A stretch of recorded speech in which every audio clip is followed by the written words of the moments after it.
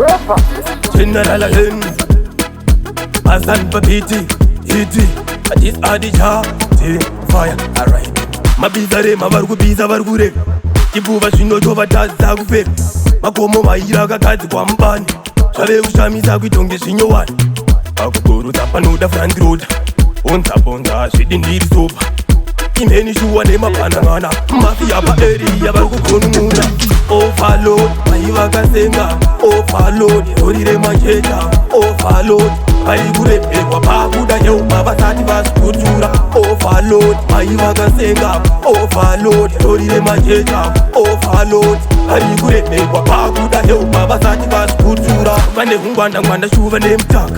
Paitam Mungane Kejo Nino Pinda. Wait up, ungezi bombi ireshinda Tinotenga na chete nyangwe riri zunda Papaunza ndo sunda usatere Avane mushene ngene usatere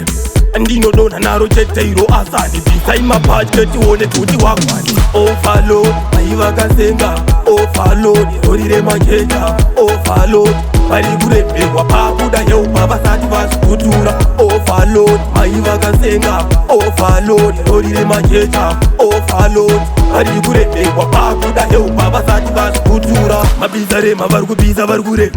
Ibuva shino jova taza kufe Makomo mairaga kazi kwa mbani Shale ushamisa kuitonge shinyoani Akukuru tapano da front road Onta, she didn't need soap.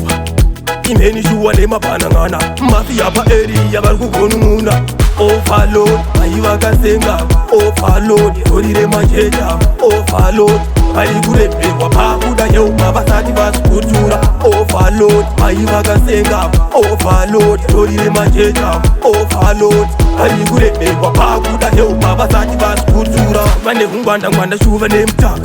Paitam Mungane Kejo Nino Pinda. Wait up, ungezi bombi ireshinda Tinotenga na chete nyangwe riri zunda Papaunza ndo sunda usatere Avane mushene ngene usatere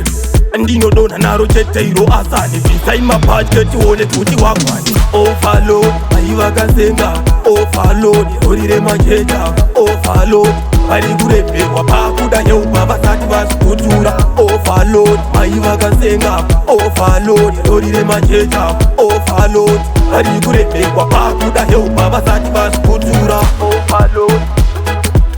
Overload, Overload, Baba sativas kutura Overload.